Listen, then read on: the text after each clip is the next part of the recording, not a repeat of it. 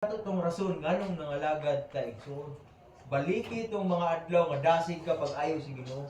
Baliki itong mga panahon nga naay nahitabo sa imong kinabuhi tungod sa Ginoo. No? Mura mga kaigsunan. Nay mga panahon nga hadlo kayo kay ikaw ra isa pero pag ampon mo sa Ginoo pag-upa ay buhi pa ko. Ato tong balikan igsoon. Luya kay ka ng mga panahonan, ilantan ka, pero pag ampon mo sa Ginoo, kalit lang ka kulian, balikan to mo igsoon sa kadasig. No?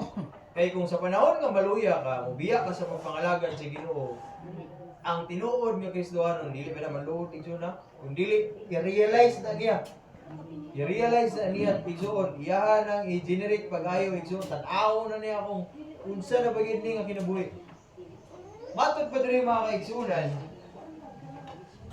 yan eh. Kung ang kinabuhi na to igsoon, nangandoy ka sa mga butang materialis, no? Na matod pa diri mga kaigsunan, kung sa mga butang ng mga material, dili ta matagbaw. Naatay mga